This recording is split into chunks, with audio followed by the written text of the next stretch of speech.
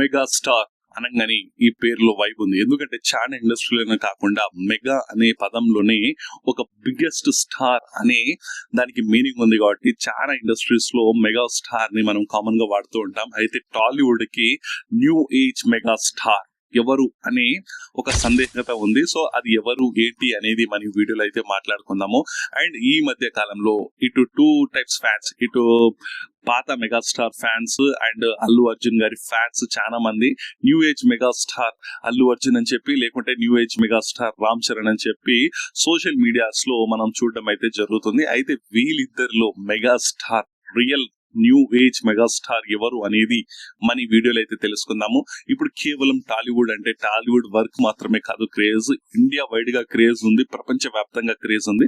So ఆ ప్రపంచ వ్యాప్తంగా క్రేజ్ ని, ఇండియా వైడ్ క్రేజ్ ని మేనేజ్ చేస్తూ టాలీవుడ్ లో సెన్సేషనల్ స్టార్ గా ఎదుగుతూ ఎవరు ముందుకు వెళ్తున్నారు, వీళ్ళల్లో రియల్ న్యూ ఏజ్ మెగాస్టార్ ఎవరు అనేది మన ఈ వీడియోలో అయితే కంప్లీట్ గా డిస్కస్ అయితే చేద్దాము. మీరు మాత్రం మన ఈ వీడియోని కంప్లీట్ గా ఎండ్ వరకు చూసే ప్రయత్నం చేయండి. లైక్ చేయండి, షేర్ చేయండి, సబ్స్క్రైబ్ చేయండి. అండ్ ముఖ్యంగా మన వీడియోకి హైప్ అనే ఆప్షన్ ఉంటుంది. హైప్ చేస్తే చాలా మందికి అయితే రీచ్ అవుతుంది. ఇక లేట్ చేయకుండా మనమైతే టాపిక్ లోకి వెళ్ళిపోదాం. అల్లు అర్జున్ వర్సెస్ రామ్ చరణ్. అల్లు అర్జున్ స్వతహాగానే కాస్త సీనియర్, ఎందుకంటే 5-6 years సీనియర్స్. గంగోత్రి మనకు 2002-2003 టైంలో రావడం జరిగింది కాబట్టి, సో 2007-8 టైంలో మనకు రామ్ చరణ్ గారు ఇండస్ట్రీకి రావడం జరిగింది. ఇద్దరు కూడా అల్లు ఫ్యామిలీ నుంచే, ముఖ్యంగా చెప్పాలి అంటే అల్లు అరవింద్ గారి దగ్గర నుంచే మనకు అల్లు అర్జున్, అల్లు అరవింద్, అల్లు రామలింగ గారి లెగసీ వాళ్ళకు ఉంది. ఇటు మెగాస్టార్ చిరంజీవి గారి లెగసీ ఇటు రామ్ చరణ్ కి ఉంది. ఒక రకంగా చెప్పాలి అంటే చిరంజీవి గారు స్వయం కృషితోని ఇండస్ట్రీకి వచ్చినా కూడా మనకు అల్లు రామలింగయ్య గారి ఇన్ఫ్లుయెన్స్ చాలా ఉంది అనేటంలో ఎలాంటి సందేహం లేదు. బట్ ఇద్దరు కూడా చాలా దగ్గర రిలేషన్స్, ఇటు అల్లు ఫ్యామిలీ, ఇటు మెగాస్టార్ కొనిదెల ఫ్యామిలీ కాబట్టి రెండు ఫ్యామిలీస్ చాలా దగ్గరి ఫ్యామిలీస్ అయినప్పటికీ కూడా వీళ్ళ మధ్య ఫ్రెండ్లీ పోటీనే ఉండే. ఈ మధ్య కాలంలో అది తారాస్థాయికి అయితే చేరడం జరిగింది. సో గంగోత్రి మూవీతోని మనకు ఇండస్ట్రీకి అల్లు అర్జున్ గారు రావడము, అటు చిరుత మూవీతోని రామ్ చరణ్ ఇండస్ట్రీకి రావడం అయితే జరిగింది. సో వీళ్ళిద్దరి మధ్య పోటీ ఎలా ఉండేది ఏంటి అంటే, వీళ్ళిద్దరి కెరియర్స్ కూడా చాలా సింపుల్ గా స్టార్ట్ ఏం అవ్వలేదు. ఎందుకంటే పెద్ద పెద్ద ఫ్యామిలీస్ కాబట్టి చాలా హై రేంజ్ లోనే, ముఖ్యంగా చెప్పాలంటే అల్లు అర్జున్ కాస్త సింపుల్ గానే ఎస్టాబ్లిష్ అయినా కూడా రామ్ చరణ్ గారు చాలా హై ఎండ్ లోనే ఎస్టాబ్లిష్ అవ్వడము. ఆ తర్వాత సెకండ్ మూవీతోనే పెద్ద director, India's biggest director Rajamouli గారు, అప్పట్లో మనకు టాలీవుడ్ లో కూడా బిగ్గెస్ట్ డైరెక్టర్ ఆ టైంకి. సో మూవీ చేయడము, సో పెద్ద పెద్ద మూవీ డైరెక్టర్స్ తోని చేయడము. కానీ క్రిటిసిజం అయితే చాలానే వచ్చింది రామ్ చరణ్ గారికి స్టార్టింగ్ లో.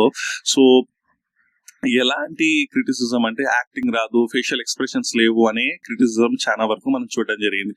ఇటు అల్లు అర్జున్ గారిని చూస్తే మాత్రం అంచెలంచెలుగా తను ఒక్కొక్క మూవీ, బన్నీ కానివ్వండి, ఆర్య కానివ్వండి, ఆర్య 2 కానివ్వండి, దేశముద్రు కానివ్వండి, ఇలా చాలా రోల్స్ ఉన్నాయి. అలా వైకుంఠపురంలో కానివ్వండి, డీజే కానివ్వండి, ఇలా చాలా సరైనోడు కానివ్వండి, అలా వైకుంఠపురంలో కానివ్వండి, పుష్ప ఫ్రాంచైజ్ కానివ్వండి, ఇలా చాలా మూవీస్ లో అల్లు అర్జున్ గారు తన యాక్టింగ్ ని ఎస్టాబ్లిష్ చేసుకుంటూ అంచెలంచెలుగా పెరుగుతూ డాన్స్ ని మేనరిజం తోని ఒక కొత్త డెఫినేషన్ ని క్రియేట్ చేసి యూత్ ఐకాన్ గా మారడం అయితే జరిగింది. అటు రామ్ చరణ్ గారు కూడా మెల్లమెల్లగా తను కూడా ఒక్కొక్క మూవీకి ఇంప్రూవ్ అవుతూ, యాక్టింగ్ అసలు రాదు, యాక్టింగ్ ఎక్స్ప్రెషన్స్ కూడా ఇవ్వడం రాదు, చాలా వరస్ట్ యాక్టింగ్ ఉంటుందనే దాని నుంచి రంగస్థలంలో చాలా మందికి ఆన్సర్ ఇవ్వడం జరిగింది. రంగస్థలం యాక్టింగ్ అసలు నెక్స్ట్ లెవెల్ యాక్టింగ్ అంటే నెక్స్ట్ లెవెల్ యాక్టింగ్.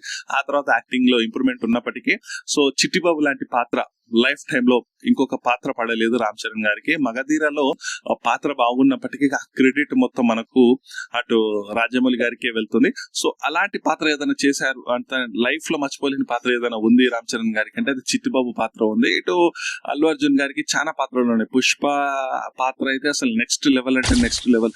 చిట్టిబాబు పాత్ర మనకు తెలుగు స్టేట్స్ వరకే పరిమితం అయితే ఇది ఖండాంతరాలు దాటింది. పుష్ప పాత్ర తగ్గేదిలే, మేనరిజం కానివ్వండి, శ్రీవల్లి స్టెప్స్ కానివ్వండి, అది చేసిన మేనియా అంతా ఇంత కాదు, అసలు నెక్స్ట్ లెవెల్ అంటే next level. Even though international stars, football కి సంబంధించిన ప్లేయర్స్ చాలా మంది దీన్ని యూజ్ చేయడం జరిగింది. ఈ మేనరిజం ని ఇన్స్టాలో, యూట్యూబ్ లలో చాలా మంది ట్రెండ్ కూడా చేయడం జరిగింది. ఒక ట్రెండ్ ని కొత్తగా క్రియేట్ చేసిన స్టార్ గా అల్లు అర్జున్ గారిని మనం చూడొచ్చు.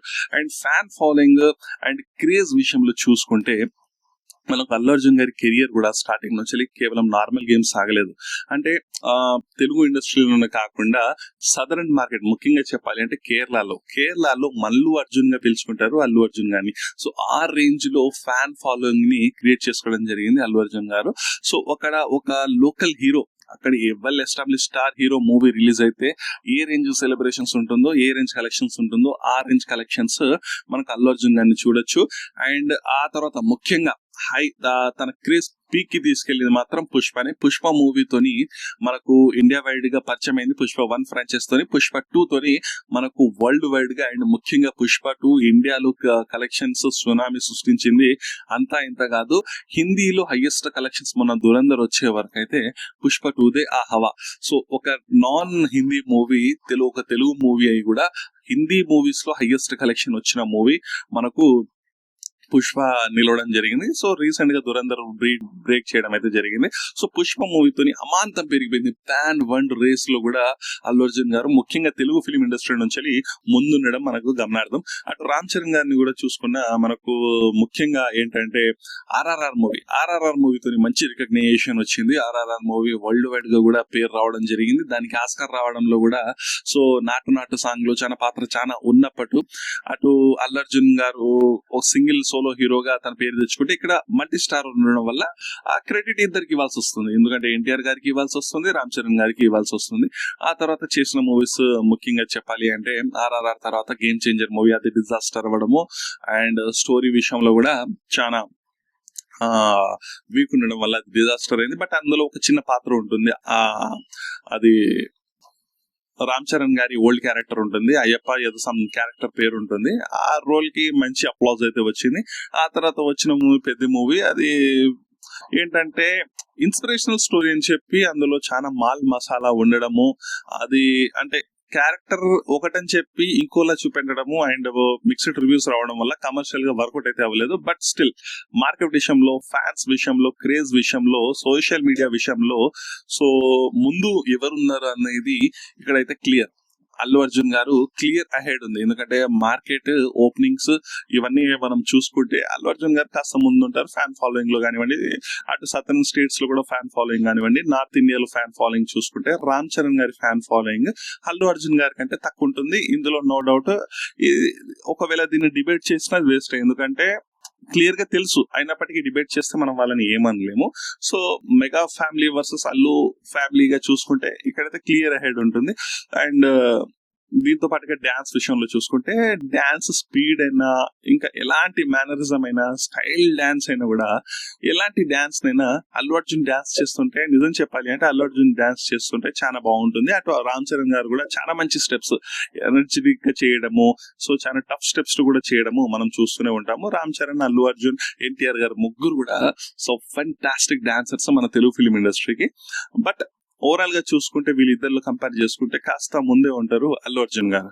ఇంకా అన్ని విషయాల్లో మనం కంపేర్ చేసుకున్నా సో ప్రస్తుతానికైతే రియల్ అంటే తన ఇమేజ్ తోని, తన క్రేజ్ తోని ఈజీగా నెక్స్ట్ న్యూ ఏజ్ మెగాస్టార్, అంటే ప్రజెంట్ న్యూ ఏజ్ మెగాస్టార్ అని చెప్పుకున్నా కూడా అల్లు అర్జున్ గారికి ఆ ట్యాగ్ ఇవ్వడంలో ఎలాంటి సందేహం లేదు. ఐకాన్ స్టార్ కాదు, న్యూ ఏజ్ మెగాస్టార్ అని చెప్పి పిలవడంలో ఎలాంటి సందిగ్ధత అవసరమే లేదు. సో రామ్ చరణ్ గారికి ఇంకా టైం ఉంది. అలాంటి హిట్స్ పడాలి, అలాంటి రోల్స్ రావాలి, అలాంటి మార్కెట్ ఏర్పడాలి.